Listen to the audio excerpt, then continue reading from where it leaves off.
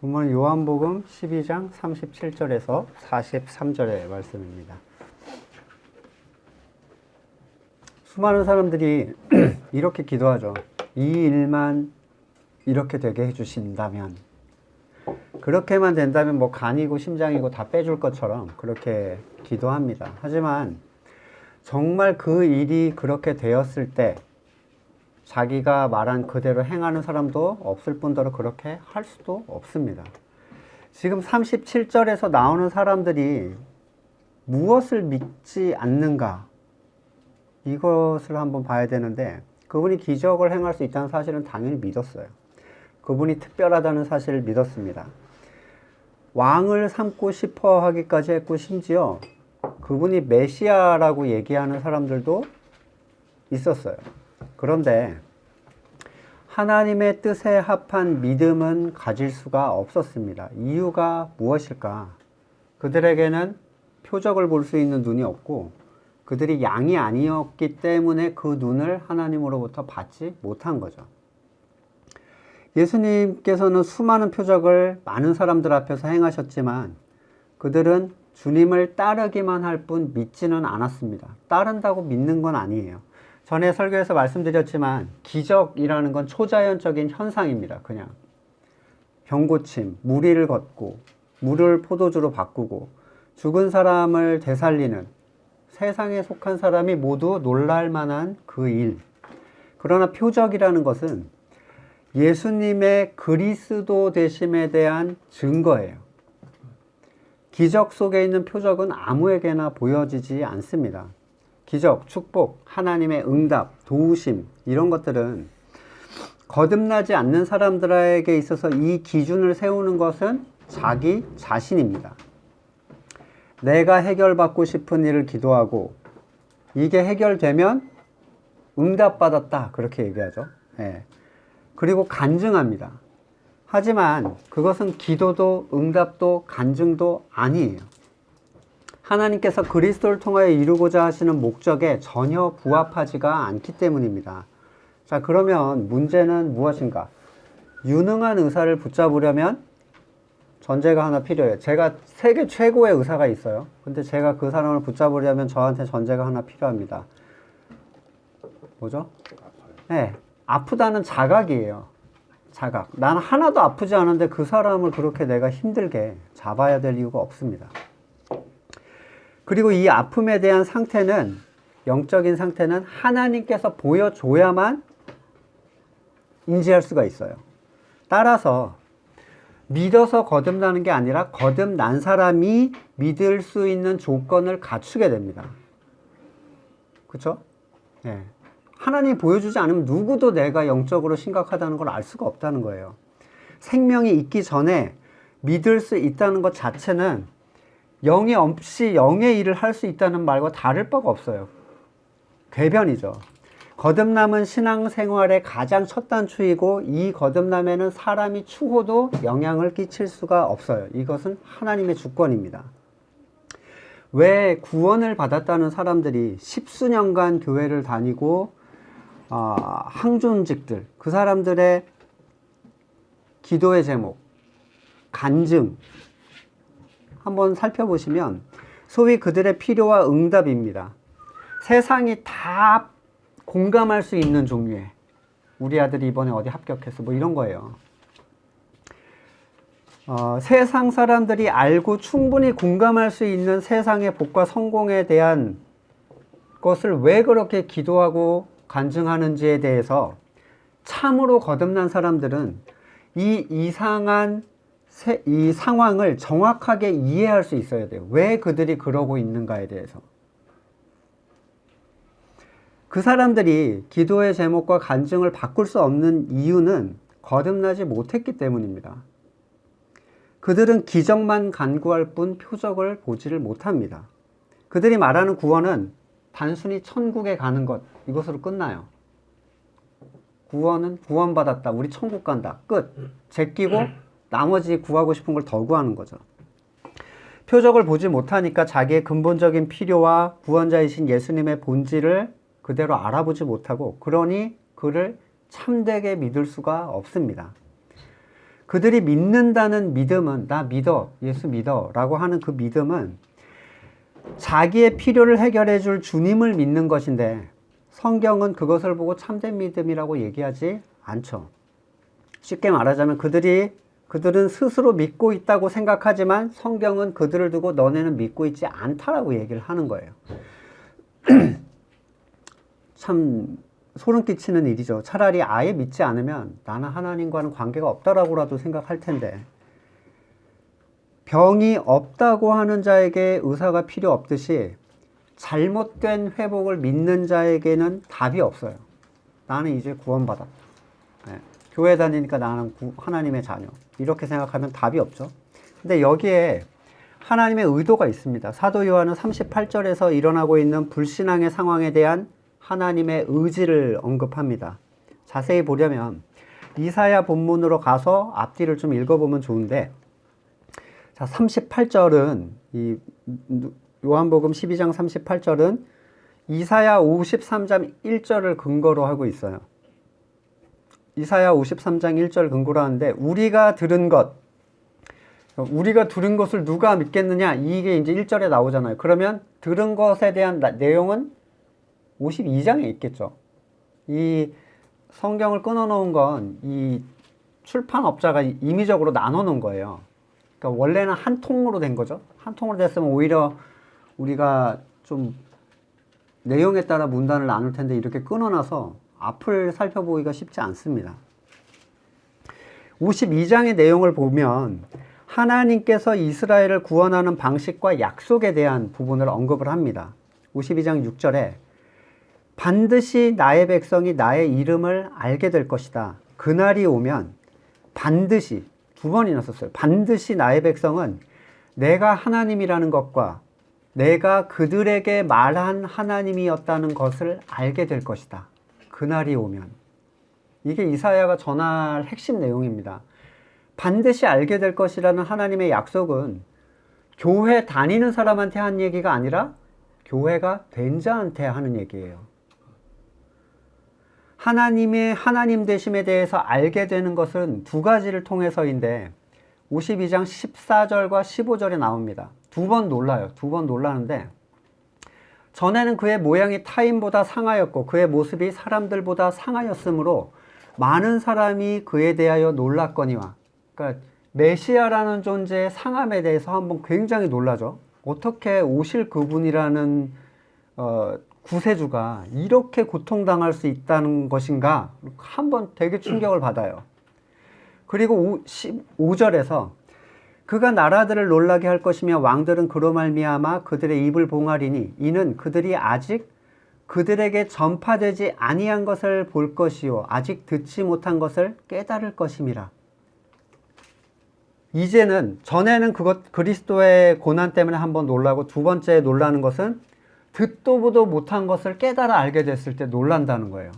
근데 이제 그 다음에 이사야가 얘기하는 거죠. 이걸 누가 믿겠느냐, 이 얘기를 누가 믿을 수 있겠느냐, 그 얘기를 하는 거예요.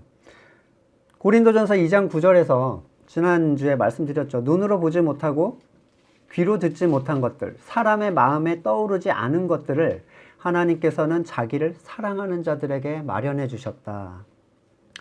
자, 이 현상, 세상은 볼 수 없는 그 가치를 보는 일을 성령을 통해서 하나님의 택하신 백성이 누리게 됩니다.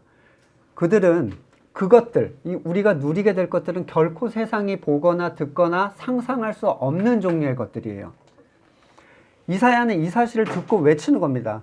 도대체 우리가 들은 것을 누가 믿을 수 있겠는가? 어떻게 고난을 당함으로써, 구세주가 고난을 당함으로써 구원을 이루고 구원받은 그 사람들이 전에는 듣도 보다 못한 일의 가치를 전해 듣고 누가 깨달아 알 수 있겠는가? 그러면서 53장에서 내용이 이어지는 게 뭐죠? 우리가 잘 알고 있는 4절부터 그는 실로 우리의 질고를 지고 우리의 슬픔을 당하였거늘 우리는 생각하기를 그는 징벌을 받아 하나님께 맞으며 고난을 당한다 하였노라. 그러니까 못 믿고 있는 거예요. 그럴 리가 없어. 그들이 믿지 못하는 것은 단순히 그리스도가 그러한 낮고 천한 모습으로 오셨다는 이유 때문이 아닙니다. 그것을 보지 못하게 막으시는 분의 의도가 있어요. 막았다는 게 중요합니다. 자, 이사야 6장 9절에 주님께서 말씀하셨다. 너는 가서 이 백성에게 너희가 듣기는 늘 들어라.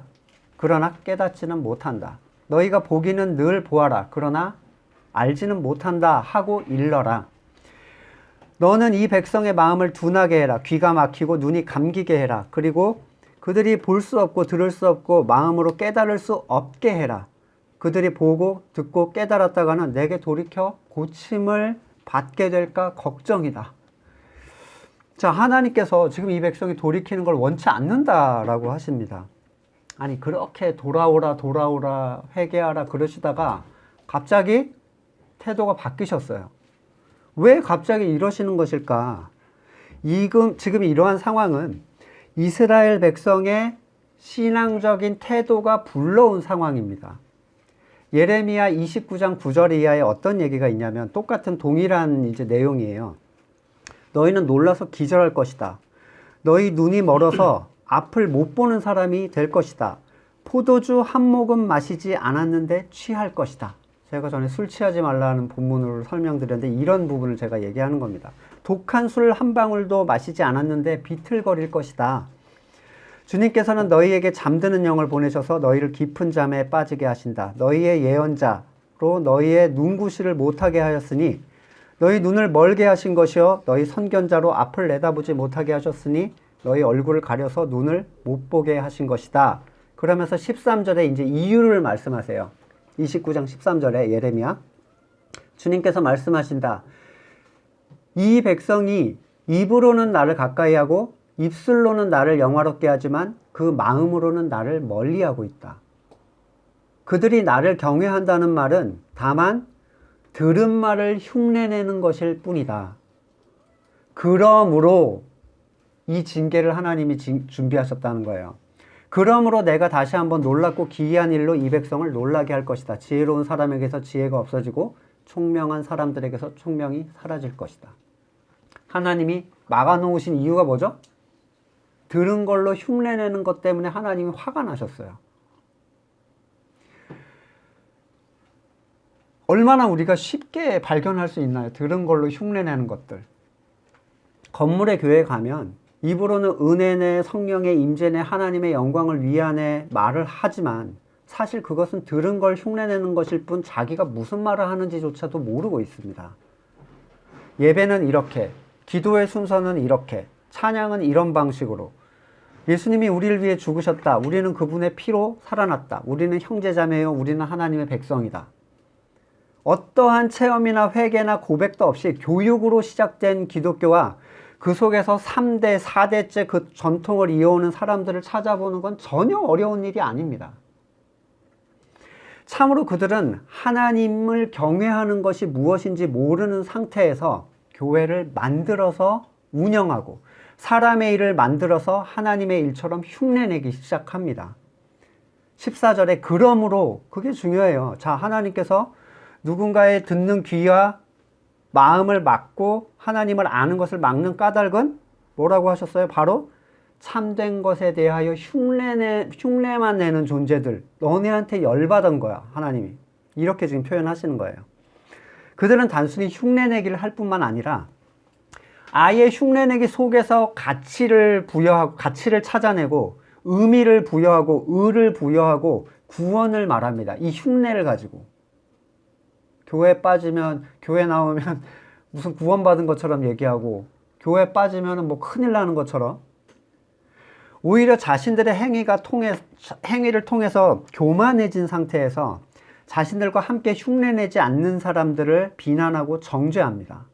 왜 우리가 하는 거 너 안 하려고 해? 이런 이유에서 하나님께서는 그들의 눈과 마음을 소경되게 하시고 그러한 거짓된 흉내내기를 하는 자들의 고침을 하나님이 의도적으로 막아버리신다고 한 거예요. 그게 이 본문의 핵심적인 의미입니다. 흉내내기를 하는 자들을 막아버리시는 것. 쉽게 말하면 괘씸죄죠. 건물의 교회에 나이롱 신자보다 바꾸기 어려운 사람들이 율법적 신앙을 가진 사람들이에요. 나이롱 신자들은 죄인이야 항상.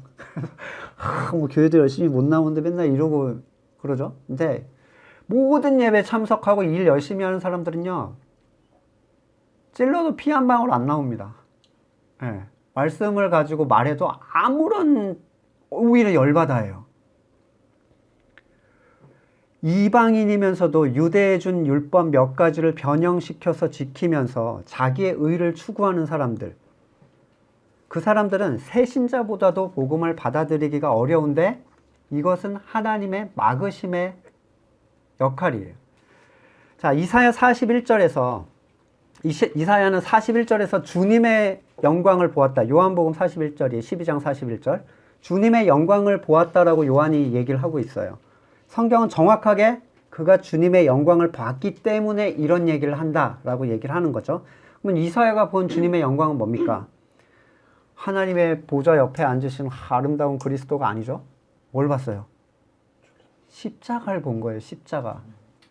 그래서 그는 실로 우리의 이게 나오는 게 그 그리스도의 순환과 고통, 이것을 보고 나서, 하나님의 영광을 보고 나서 이걸 누가 믿겠느냐 라고 얘기를 하는 겁니다. 얼마나 충격적일까요? 하나님의 직통 계시를 통해서 오실 메시아에 대한 분명한 모습을 본 이사야, 그는 예수 그리스도의 십자가의 고난이 곧 하나님의 영광임을 본 거예요. 그러나 사람들은 그가 자기 잘못에 의하여 고난을 받는다고 손가락질을 했습니다. 자, 이사야 53장 8절에 그가 체포되어 유죄 판결을 받았지만 그 세대 사람들 가운데 어느 누가 그가 사람 사는 땅에서 격리된 것을 보고서 그것이 바로 형벌을 받아야 할 내 백성의 허물 때문이라고 생각을 하겠는가? 아무도 그렇게 생각하지 않았다는 거예요. 예수님의 죽음을 보고. 지금 하나님께서 그 귀를 막으시고 눈을 막으신다는 것은 여러분, 택함 받지 못한 사람을 막으신다는 게 아니에요. 택함 받지 못한 사람은 일부러 막을 필요가 없습니다. 그럼 뭐예요? 눈을 막는다는 건 뭐죠? 볼 수 있는 눈이 있었다는 얘기예요. 암흑 속에 있는 사람의 눈을 막을 필요가 없잖아요, 하나님이. 그러면 무슨 얘기예요? 볼 수 있는 눈을 가진 자들의 그러한 교만한 태도 때문에 하나님이 그의 눈을 가려버린다는 거예요. 그러니까 이스라엘 민족에게 하는 얘기예요. 하나님의 계시를 준 이스라엘 민족. 택하신 자들의 교만을 책망하시는 겁니다. 들은 것으로 본질을 흉내내는 자들이 과연 십자가의 가치를 받아들일 수 있겠는가? 결코 그럴 수 없습니다. 이사야는 자신이 본 메시아의 십자가의 영광과 사람들이 추구하는 영광의 차이가 너무 커서 그들이 절대로 십자가를 받아들이지 않을 것이라는 것을 알고 있었어요.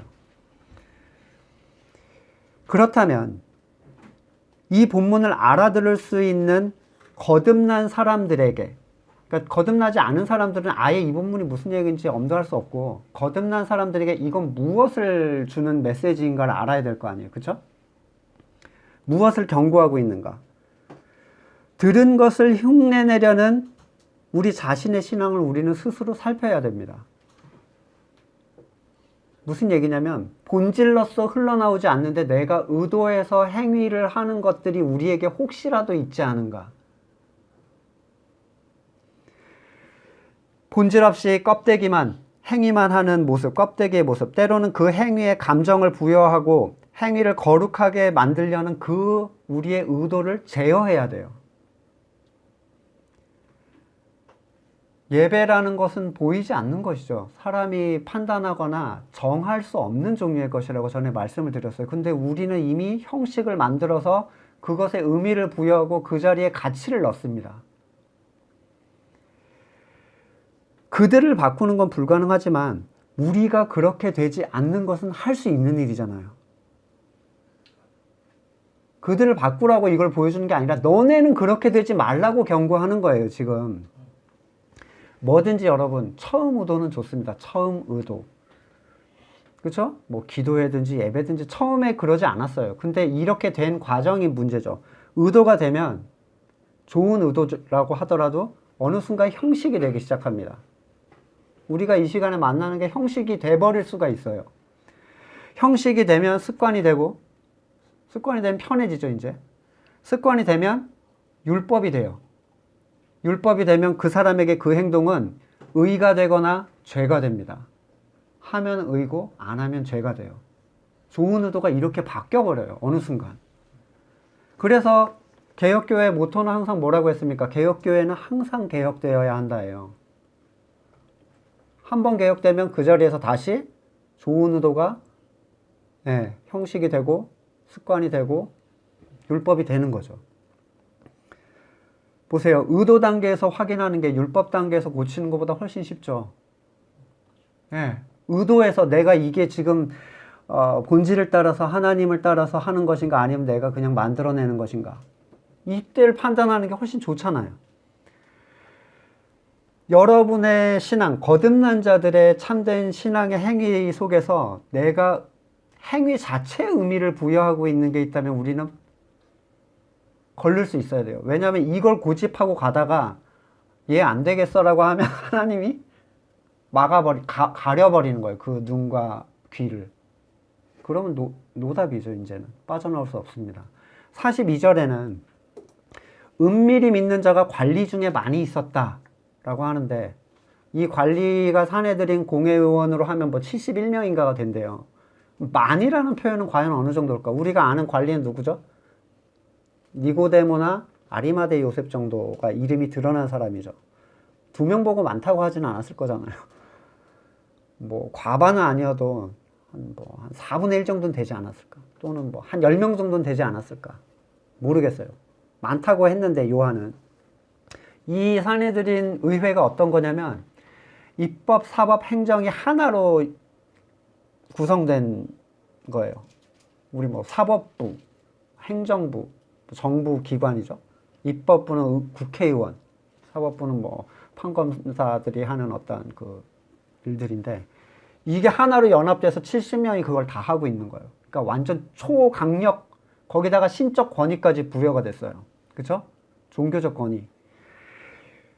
이들이 누릴 수 있는 권력이라는 건 지금 뭐 검찰이나 정부 주요 요소 기관들, 국회의원들이 누리는 거랑 비교도 안 되는 급의 하이 클래스의 권력이에요. 눈도 아마 못 마주칠 정도일 것 같아요. 이스라엘 사람이라면 가장 동경하고 존경할 만한 뿐만 아니라 신의 대리인의 역할까지 했다는 이 기관. 근데 이 안에서 믿는 사람들이 발생하고 있었다. 보세요. 앞에 그 사람들은 믿지 않았다라고 했잖아요. 근데 이 사람들 보고는 지금 믿는 사람이라고 표현을 하고 있어요. 그럼 이 사람과 이 사람은 다른 종류의 사람인데 이 사람들은 지금 이 사람들의 믿음은 오병이어 사건이나 기적을 따라온 사람과는 다른 종류의 믿음이 이 안에서 발생하고 있었다는 거예요. 이 사람들은 자신이 믿음을 가졌다는 사실을 드러내면 피해를 당할 걸 알고 있었습니다. 그렇죠? 다시 말해서 그들의 그들은 믿음에 대한 세상의 반응이 어떨 거라는 걸 직감하고 있었어요. 누구보다 메시아의 오심에 대해서 많이 듣고 가르쳤던 사람들이거든요, 이 사람들이. 근데 그리스도를 메시아로 믿었다는 거예요. 그러나 자기의 믿음을 드러내지는 않았습니다.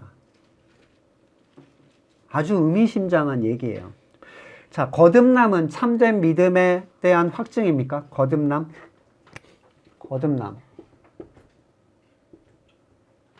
사람은 참된 믿음을 가진 거예요? 이런 거를 놓고 막 고민들을 많이 하잖아요. 그죠? 아니에요. 참된 믿음은 거듭남의 확증은 맞아요. 여건 맞지만 이쪽은 아닙니다. 모든 거듭난 사람이 복음을 믿고 따라오는 게 아니에요. 앞에서 예수님께서는 너희에게 잠시 빛이 있는 동안 믿어라 그랬어요. 이미 믿고 있다면 빛이 뭐 있는 동안 믿어라 할 필요가 없죠. 빛이 보였다는 건 거듭났다는 거거든요. 영적으로 살아났다는 얘기잖아요. 근데 자, 빛이 보였다면 믿어라라는 건 믿음이 후순이에요. 일단 아픈 걸 깨달아야 의사를 붙잡든지 말든지 한다고 했죠. 더 쉽게 구약으로 가볼게요. 출애굽한 모든 사람들이 믿는 사람들이었는가? 그들은 피의 가치를 누리고 나온 사람들이잖아요. 피의 가치. 피의 가치는 성경에서 뭐라고 합니까? 그리스도의 보혈을 통하여 자유케 된 사람들을 얘기해요. 근데 성경은 그 일에 대해서 그 사람들, 광야에 나온 사람들을 믿음의 사람들이라고 얘기하지 않습니다. 히브리서 3장 15절에 성경에서 일렀을 때 오늘 너희가 그의 음성을 듣거든 경노하게 하시던 것 같이 너희 마음을 완고하게 하지 말라 하였으니 듣고 경노하게 하시던 자가 누구냐? 모세를 따라 애굽에서 나온 모든 사람 아니냐? 출애굽한 모든 사람이 하나님을 화나게 만들었어요. 애굽에서 나왔다는 것은 그가 어린 양의 핏값으로 광야에 선 자유인이었다는 걸 얘기합니다.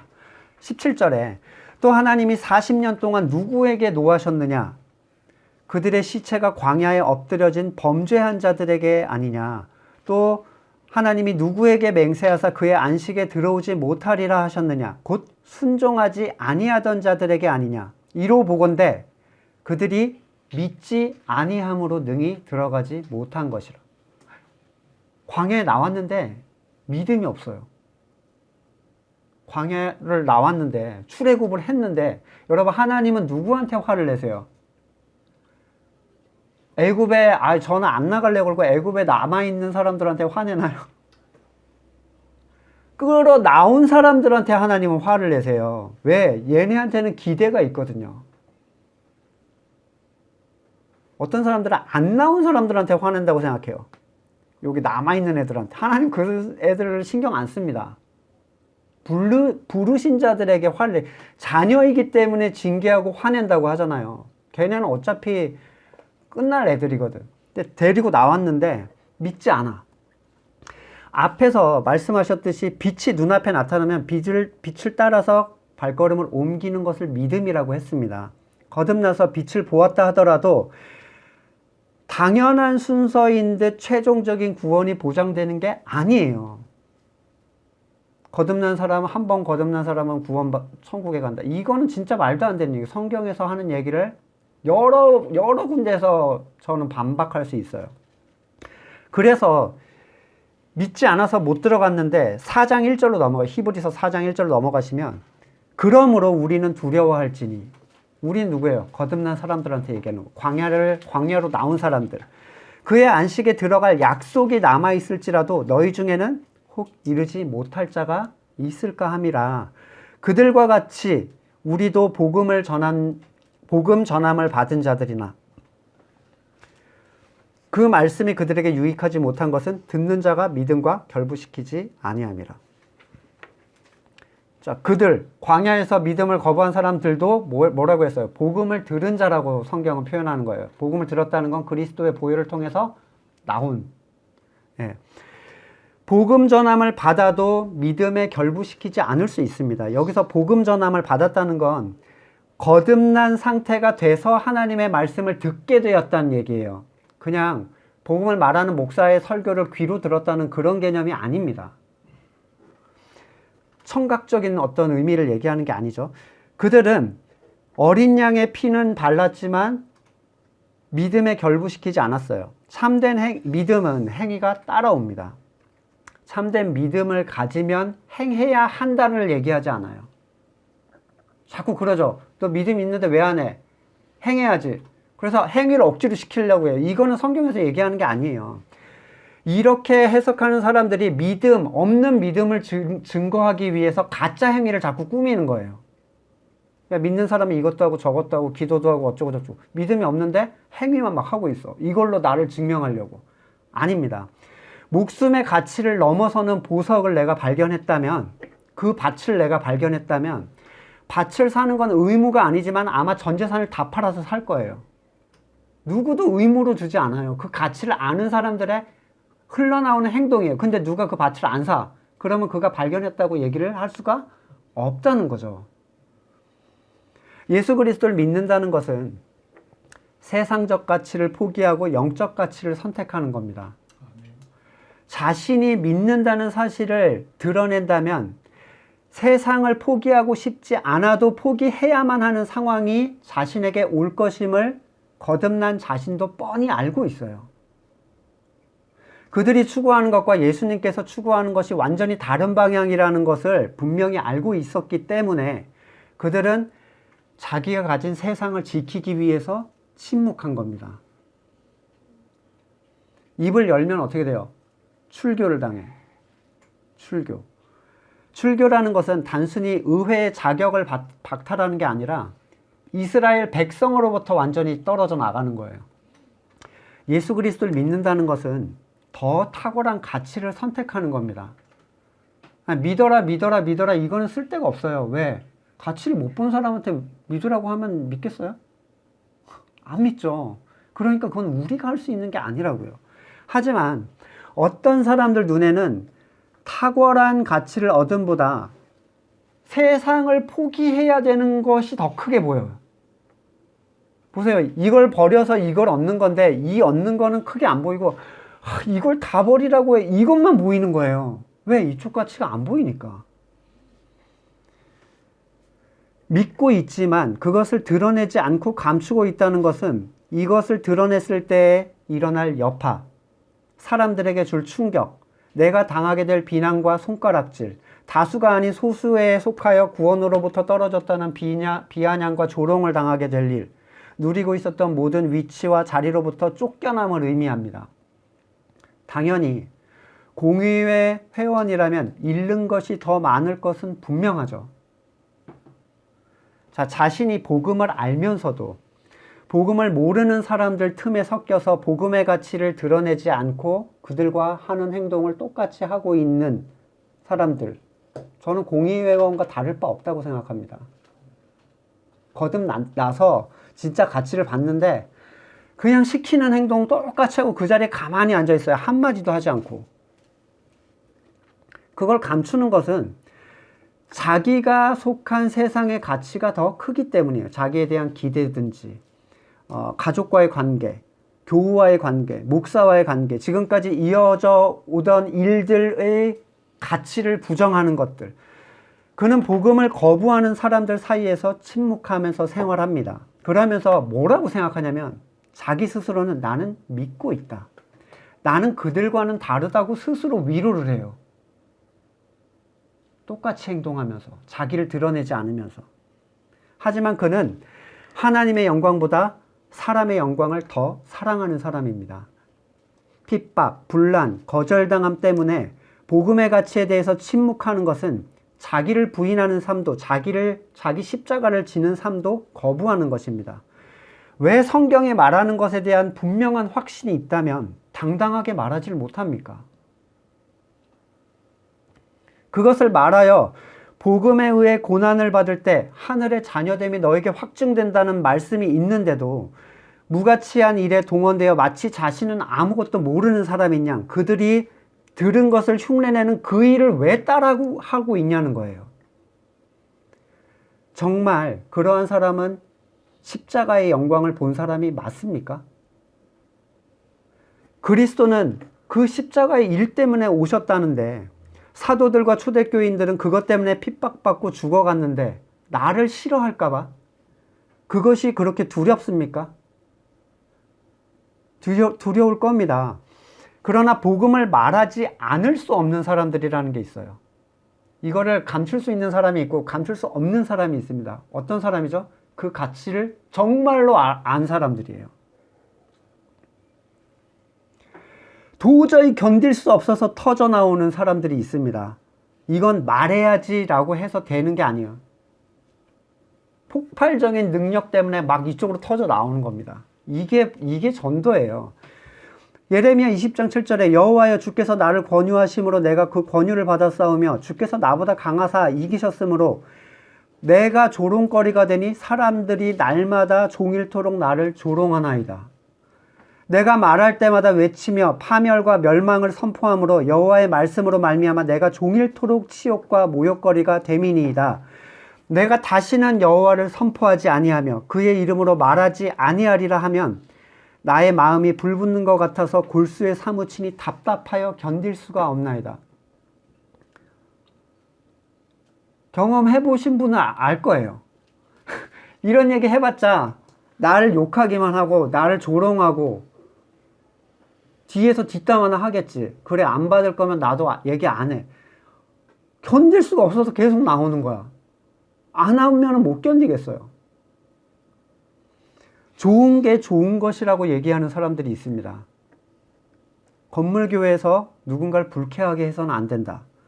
돈을 추구하는 사람이 있죠. 명예와 권력을 찾는 사람도 옵니다. 왜? 개나 소나 다 들어오게 해놨으니까요. 자녀의 성공을 추구하는 사람들에게 그것이 복음적이지 않다라는 얘기를 하는 것은 그들의 심기를 건드리기 때문에 쓸데없는 문제를 일으키지 말라고 얘기하는 사람들이 있어요. 오히려 그들은 그걸 복음에 섞습니다. 뭐라고 얘기하냐면 세상의 것을 추구해도 된다. 그러나 세상의 것은 강구의 대상이 될 수 없어요. 요한일서 2장 15절에 이 세상에나 세상에 있는 것들을 사랑하지 말라. 누구든지 세상을 사랑하면 아버지의 사랑이 그 안에 있지 아니하니. 에이, 사랑하는 것은 아니고 그냥 자녀의 필요로 아버지께 강구하는 건데 뭐 나는 사랑하지는 않지만 지금 필요하다 이거예요. 이렇게 얘기한단 말이에요. 누가복음 12장 29절 너희는 무엇을 먹을까 마실까 구하지 말며 근심하지도 말라. 이게 여러분 오늘 점심 뭐 먹을까 이거 고민하지 말라는 얘기예요. 음료는 사이다를 먹을까 콜라를 먹을까 이런 거 고민하지 말라는 얘기인가요? 의식주를 얘기하는 게 아니라 세상 필요를 얘기해요. 당시에는요 식생활이 삶의 전부였어요. 오늘 먹고 사는 거, 오늘은 뭐 먹지 이런 거 하지 말라는 거예요. 제일 근본적인 필요 자체를 구하는 것에 대해서 예수님이 걱정하지 마. 왜? 하나님이 준비하고 계셔라는 얘기를 하셨어요. 세상이 하는 그 걱정, 그 근심, 그 간구를 하지 말라는 의미예요. 돈은 그러면 구해도 되고 성공은 구해도 된다는 이런 어거지가 어디 있습니까? 이 본문이 먹는 것과 마시는 것에 대한 것이다라고 얘기하는 건 정말로 말도 안 되는 얘기죠. 두 번째 물타기는 뭐냐면 세상의 것도 하나님이 주신 복이다예요. 세상의 것, 제가 보세요. 제가 부자가 됐어요. 부자가 됐어. 전 부자는 아닙니다. 제 생각에 제일 부자가, 뭐 누가 볼 땐 저를 부자라고 볼 수도 있겠지만 제 생각에 전 부자는 아닌데 제가 부자가 됐어요. 그럼 하나님이 주신 복인가요? 이걸 아니라고 말하기가 참 애매해요. 그죠? 아니라고 말하기가 참 애매한 부분이에요. 세상의 복도 복이다라고 이제 끼워 넣기가 시작되는 거죠. 물질의 회복, 건강의 회복, 명예나 권력, 자녀의 성공, 뭐 여러 가지. 그게 하나님의 복인가? 그것을 구하지는 않더라도 그것을 얻은 사람들이 상처를 받거나 그것을 추구하는 사람들에게 어떤 정당성을 부여해 주는 거죠. 세상의 복도 복이다. 하나님의 복이다. 자, 에베소서 1장 3절에 찬송하리로다. 하나님 곧 우리 주 예수 그리스도의 아버지께서 그리스도 안에서 하늘에 속한 모든 신령한 복을 우리에게 주시되. 왜 세상에 속한 건 안 넣어놨죠? 세상에 속한 건 왜 안 넣어놓고 하늘에 속한 복을 주셨다라고 여기다가 적어놨습니까? 그게 포함됐더라면 초대교회 교인들은 세상의 복을 못 받은 종류의 사람들이에요. 오히려 세상에 저주를 받은 사람들이죠. 베드로전서 1장 4, 5절에 썩지 않고 더럽지 않고 쇠하지 아니하는 유업을 잊게 하시나니. 전혀 더럽혀지거나 사라지지 않는 종류의 유업이란 말이에요. 하나님이 우리에게 주시는 것은 곧 너희를 위하여 하늘에 간직하시고, 여러분 하늘에다가 돈 간직해 놓고 계세요? 하나님이? 명예와 부와 건강을 하나님이 하늘에다가 간직해 놓고 계십니까? 너희는 말세에 나타나기로 예비하신 구원을 얻기 위하여 믿음으로 말미암아 하나님의 능력으로 보호하심을 입었다. 세상에서 살 수 있는 보호의 틀을 하나님은 마련해 놓고 계세요. 성경은 썩거나 사라질 것에 대해서 하늘의 복이라고 얘기하지 않습니다. 왜 바울은 그리스도를 안 이후에 자신에게 있었던 세상에 속한 축복을 배설물처럼 여긴다라고 얘기를 했어요. 그게 세상에 하나님이 주신 세상의 복이라면. 제발 여러분 성경을 속이려는 자들에게 넘어가지 마십시오. 세상에 속한 것은 그의 나라와 의를 구한 자들에게 하나님의 지혜로 필요에 따라 채워지는 종류의 것이지 그리스도의 핏값에 의한 복의 종류가 아닙니다. 심지어 바울은 자기가 약한 것이 나에게 은혜라고 얘기를 했어요. 그게 복이다 나한테. 은혜라는 건 뭐예요? 받을 수 없는 걸 받았다라는 거예요. 내 약함이 나에게 받을 수 없는 것을 받게 해준 구실이 된다는 거예요. 초대교회 교인들은 기꺼이 자기의 세상에 속한 것들을 어려운 가운데 나눴습니다. 저는 세상에 속한 복이 저주라고 한 것이 아닙니다. 피해야 한다라고 얘기한 게 아니에요. 하나님은 그걸 주지 않는 분이라고 얘기한 것도 아닙니다. 제발 엉뚱한 왜곡은 사절합니다. 저 이렇게 뒤집어 씌우는 사람 한두 번 본 게 아니라 전 그거 얘기한 게 아니에요. 하나님께서 자녀에게 주시는 세상에 속한 모든 것이 선해요. 하나님께서 주시는 것. 그것은 세상에 속한 기준으로 판단할 수 없어요. 무슨 얘기냐면 하나님이 저한테 어려움을 주시면 그건 선합니다. 좋은 것 줄 때만 복이라고 얘기할 수 없다는 거예요. 왜? 하나님은 필요에 따라서 주시는 분이에요. 고린도후서 6장 8절에 영광과 욕됨으로 그러했으며 악한 이름과 아름다움으로 그러했느니라. 우리는 속이는 자 같으나 참되고 무명한 자 같으나 유명한 자요 죽은 자 같으나 보라 우리가 살아있고 징계를 받는 자 같으나 죽임을 당하지 아니하고 근심하는 자 같으나 항상 기뻐하고 가난한 자 같으나 많은 사람을 부유하게 하고 아무것도 없는 자 같으나 모든 것을 가진 자로다. 바울은 세상을 극히 좋아하거나 극도로 혐오하는 게 아니라 신경을 쓰지 않고 있습니다.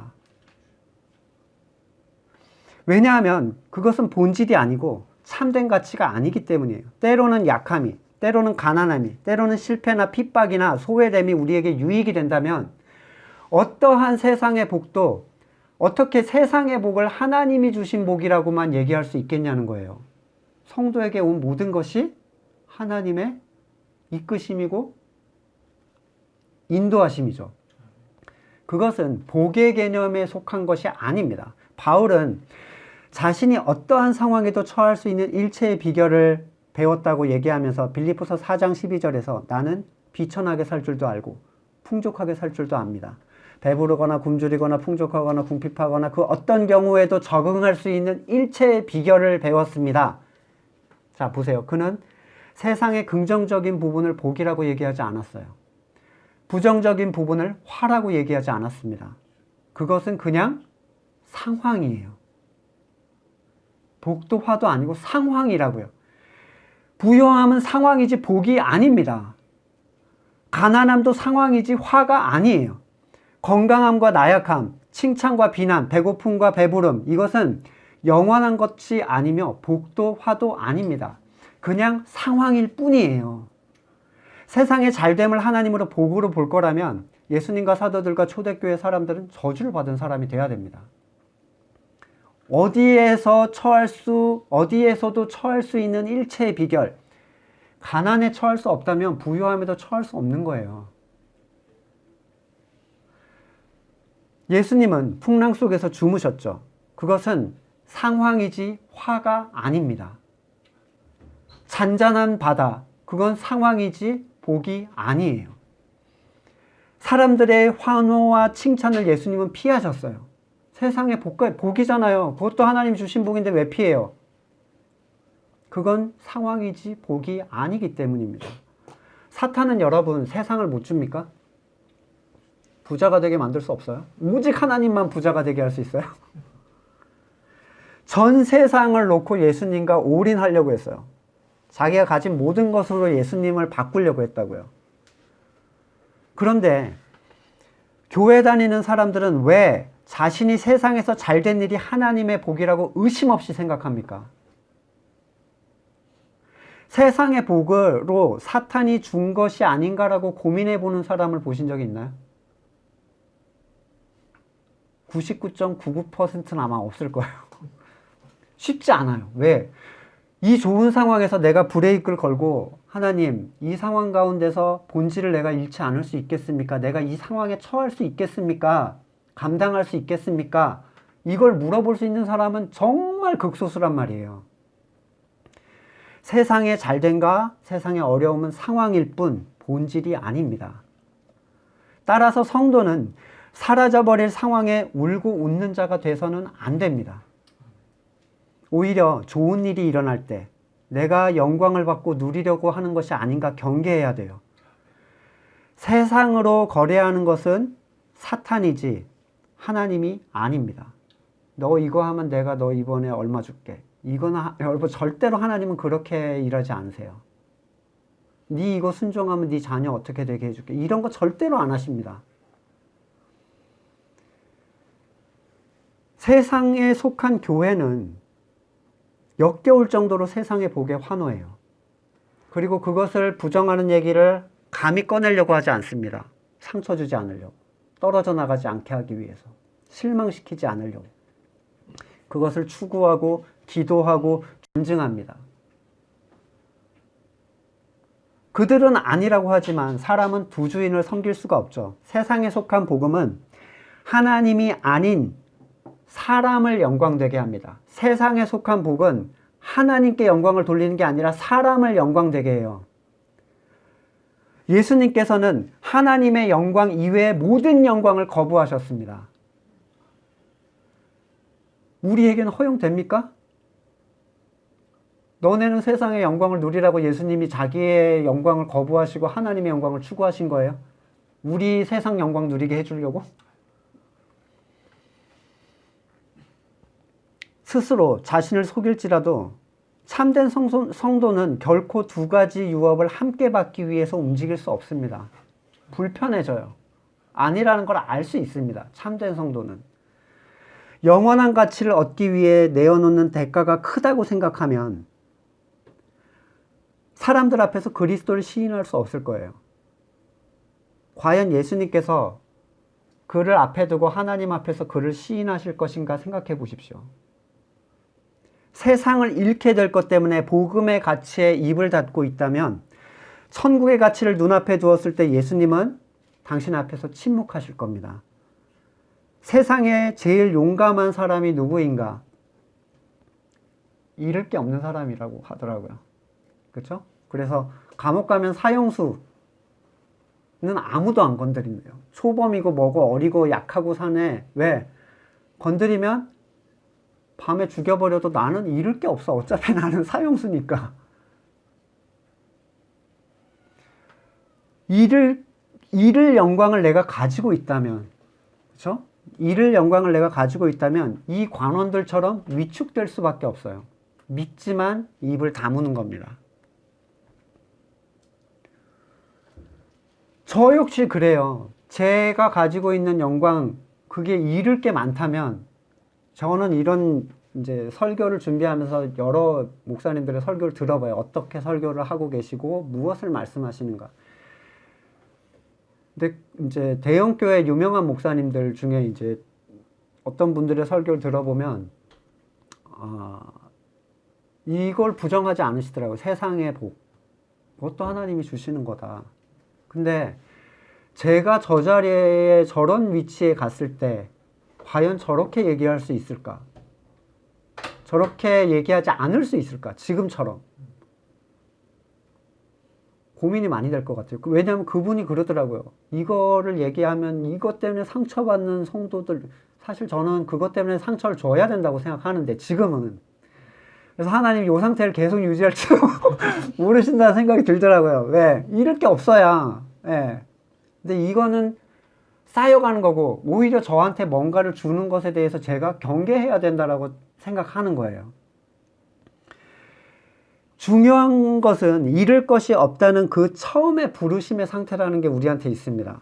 아무것도 갖지 못했을 때, 정말 하나님 앞에서 죄밖에 없는 나를 발견했을 때 하나님이 나를 불러주신 그 상태, 그 상태를 첫사랑이라고 하는 거예요. 예. 첫사랑을 회복하라 라는 얘기는 너 아무것도 아니었을 때 내가 불러줬잖아.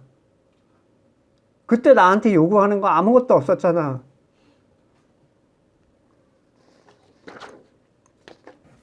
이미 앞에서 여러 번 말씀드렸지만 그리스도의 십자가를 통해 주신 그 가치는 세상이 추구할 수 없는 종류의 가치입니다. 그리스도의 십자가를 영광으로 생각하는 사람들만이 자기를 낮추는 어린아이와 같은 존재들이고, 그 십자가의 길을 영광으로 아는 사람만 자기도 그 좁은 길을 따라서 걷게 되고, 그 가치를 아는 자들만이 세상을 팔아서 영원을 살 수 있는 존재들이 됩니다. 거듭났다고. 나는 남들과 좀 달라. 나는 성경을 보는 눈이 달라. 이런 거는 웃기는 얘기예요. 그쵸? 다른 것을 추구한다고 의기양양해 하기보다는 과연 세상의 영광과 하나님의 영광 사이에서 나는 무엇을 선택하고 있는가를 살펴야 될 것입니다. 말씀을 정리하겠습니다. 두 가지로 요약이 되는데, 들은 것을 따라 행하는 본질 없는 행위가 우리에게 일어나고 있을 때 우리는 그걸 제어할 수 있어야 돼요. 이 예배가 형식적으로, 이 자리가 형식적으로 진행되고 있을 때 브레이크를 걸 수 있는 것은 참 좋은 용기라고 생각합니다. 예. 그래서 저는 굉장히 긍정적이라고 생각을 했고 기다리고 있었어요. 왜냐면 그 고민을 통해서 돌아와야 되지, 억지로 와서 앉아서 그 자리를 채우는 건 의미가 없습니다.